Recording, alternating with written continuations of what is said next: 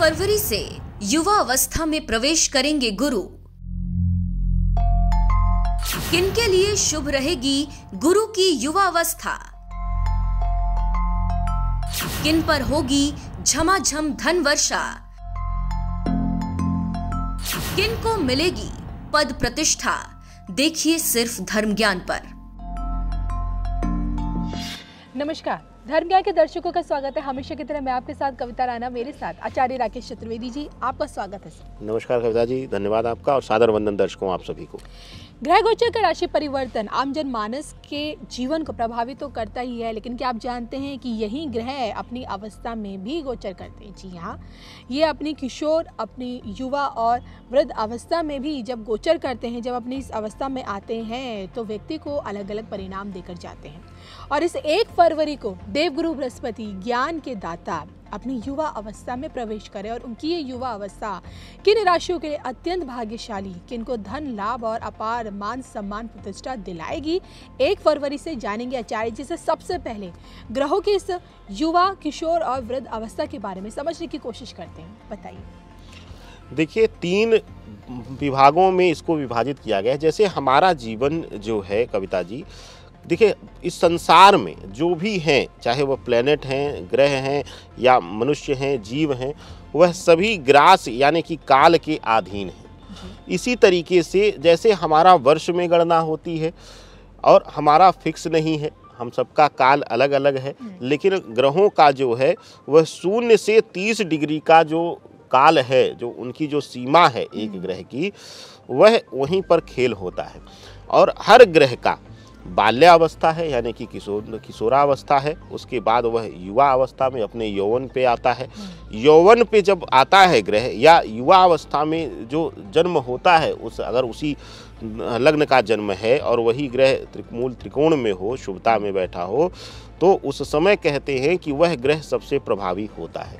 यही एक कारण है कविता जी कि वर्तमान ज्योतिष में या कहिए कि वेस्टर्न ज्योतिष में अभी थोड़ा सा हम लोग इसका ख्याल नहीं करते हैं कि तुरंत हम सिर्फ ग्रह को देख करके हम बोल देते हैं कि अब यह गजकेसरी है, यह महालक्ष्मी योग है, ये लेकिन पता चलता है कि गजकेसरी और महालक्ष्मी योग होते हुए भी उस वर्तमान समय में जो दौर चल रहा होता है, क्योंकि वह ग्रह या तो एकदम बाल्यावस्था में होता है या तो वह प्रौढ़ावस्था में आ जाता है, अपने एकदम से अस्त के समय पे आ जाता है, तो देखने को मिलता है कि उसका जो शुभ परिणाम है वह फलित जो है वह कम हो जाता है। तो हर ग्रह का 3 अवस्थाएं हैं और यही हम पिछली कई चर्चाओं में आपसे हमने यह जिक्र किया है कि पहले के समय में गुरु जो है वह युवा थोड़ा सा विलंब से होते थे।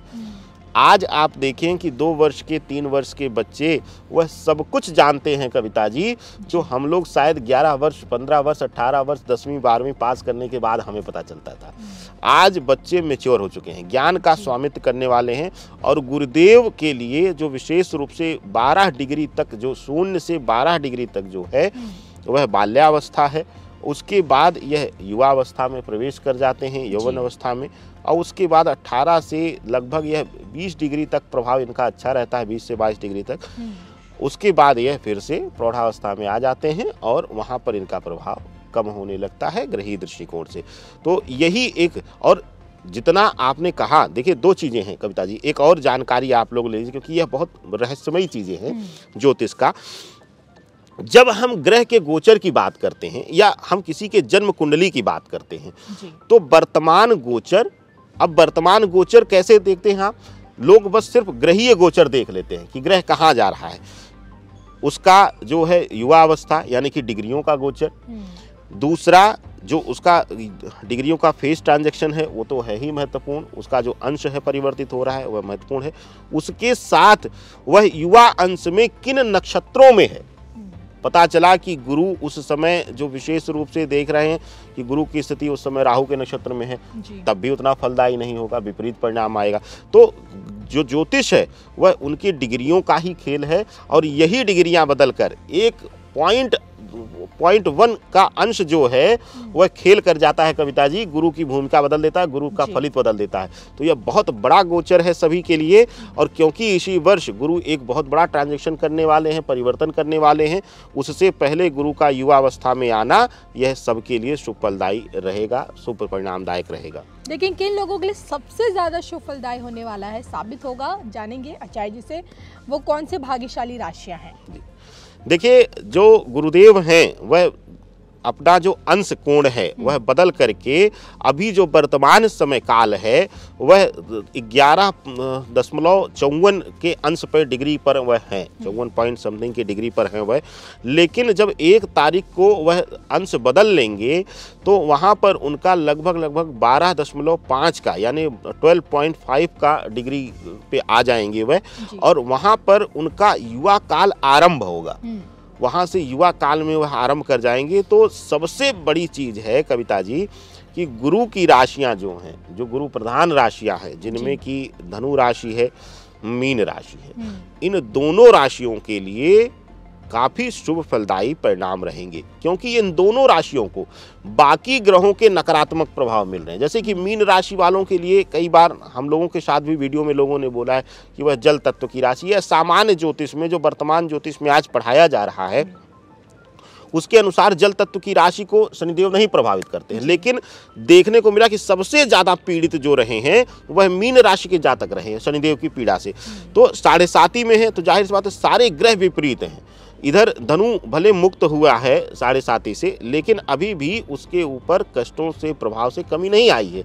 तो देखने को मिलेगा जब यह अंश बढ़ जाएगा और अपनी युवावस्था में गुरुदेव आ जाएंगे तो अपनी दोनों प्रिय राशियों को यह बल देंगे और बाकी ग्रहों के नकारात्मक प्रभाव में कमी करेंगे। जैसे कि शनिदेव के इनके जो कठिन परिश्रम के बाद रिजल्ट नहीं आ रहा था, उसमें अब इनको रिजल्ट मिलना शुरू हो जाएगा।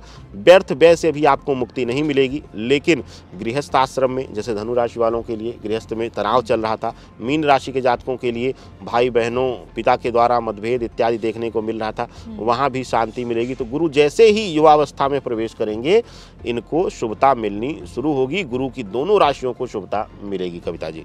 चलिए, गुरु की दोनों राशियों को शुभता मिलेगी, यानी कि धनु राशि और मीन राशि को शुभता मिलेगी। इसके अलावा भी अगर कोई और राशियां हैं? देखिए, इसके अलावा सूर्य की राशि यानी कि सिंह राशि वालों के लिए, क्योंकि गुरु और सूर्य का कभी भी शत्रुगत संबंध नहीं होगा, बल्कि एक दूसरे को ताकत देने का काम करते हैं।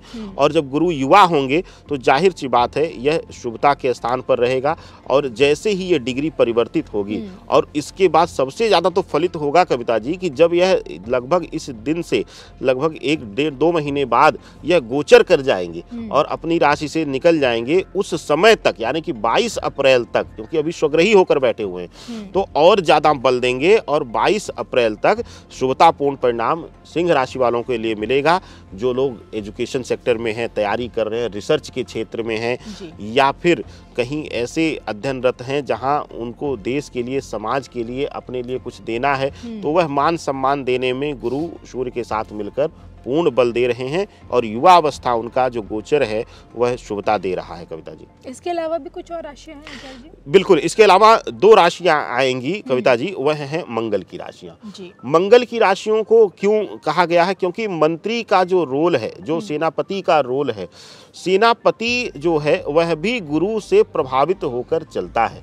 कहते हैं कि राज सत्ता में गुरु से राजा जितना सलाह लेता है, सूर्य जितना लेता है, उससे ज़्यादा जो है मंगल लेता है। तो जब गुरु युवा होंगे तो जाहिर सी बात है इनका प्रभाव, सत्ता, जो प्रभुत्ता है वह ज़्यादा रहेगी सभी ग्रहों पर।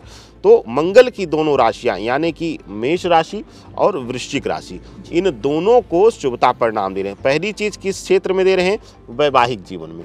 वह लोग जो लव रिलेशन में थे और वैवाहिक जीवन में रुकावट आ रही थी, कुछ न कुछ रुकावटें आ जा रही थी, बाधा आ जा रही थी, उनको इस बीच अगर वह चर्चा परिचर्चा करेंगे परिवार के साथ, कुटुंब के साथ, तो वहाँ पर सफलता देते हुए नजर आ रहे हैं। तो इस तरीके से जो 5 राशियाँ हैं इस गुरु के प्रभाव में सबसे ज़्यादा फलित होने वाली हैं गुरु के युवा होने से।